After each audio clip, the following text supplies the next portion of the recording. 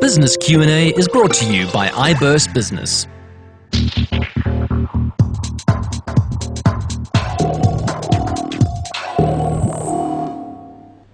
Good evening. Welcome to this evening's Business Q&A. The impact of the economic recession on stress levels of South Africans, and in particular, the bottom line of companies. Well, I'm joined now by Executive Director at Innocence, which is a corporate training firm, and Meiron Lees joins me now in studio. He's also the author of this book, which is called De-Stress.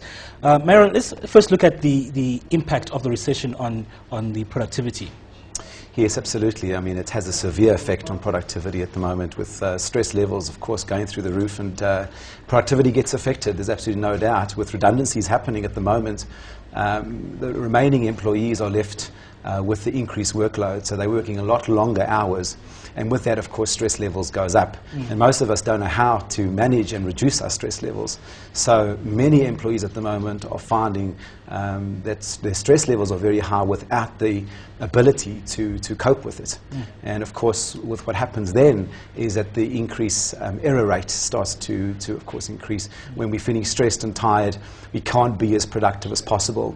And there's a concept called presenteeism, and that is when somebody's actually coming to work, they're sitting at their desk, but they're not very productive, and that's really the silent killer of productivity.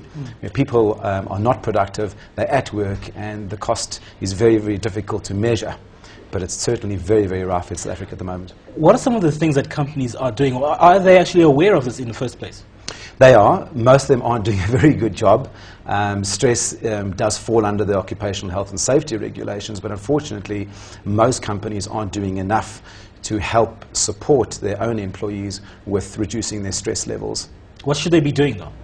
I think the responsibility is probably twofold. One is from the employer's perspective. Firstly, to really encourage a work-life balance. Working 14 hours a day is not productive. Having short breaks within the day and some time off actually is a productive thing to do. Many people think contrary. Supporting people. Socrates once said, know yourself, but I think from a corporate perspective, know your people. Find out what's troubling them, find out what's keeping them awake at night, and support them. But let me interrupt you there, but it also requires a change in paradigm in terms of the way we think about productivity, and the bottom line in companies. Absolutely. I think the missing link there is that a lot of organizations don't make the link between stress and productivity, and most importantly, profitability. Stress is a silent killer of profitability, because if you look at absenteeism rates in South Africa, 40% of absenteeism is due to stress-related causes. Is stress only observable in what we call workaholics, the so-called workaholics?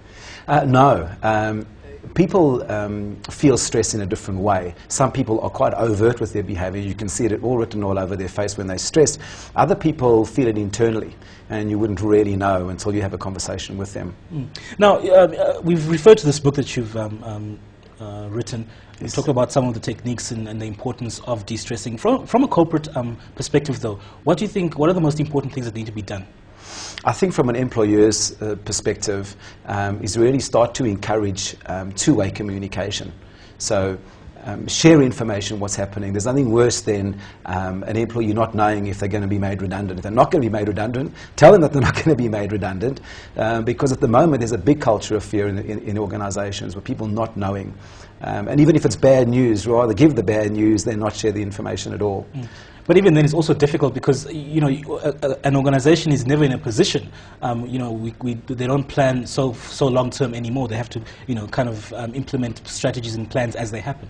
Absolutely, and sometimes they don't know what's going to happen, so it's absolutely difficult. But I think it's knowing what you can and you can't control, and communicate what is known. The other important thing from an employer's perspective is to check with their employees of their degree of ability to actually perform the tasks. Often people get stressed because they don't know how to do the task. So check in on the how-to of employees to perform the task adequately. All right, Meiron, we've run out of time, but your book, De-Stress, where can they find this? It's at all exclusive bookstores around South Africa. All right, Meiron, thank you so much for joining us. It's really a pleasure. Thank you. That's your Business Q&A for this evening. Thanks for watching, and good night.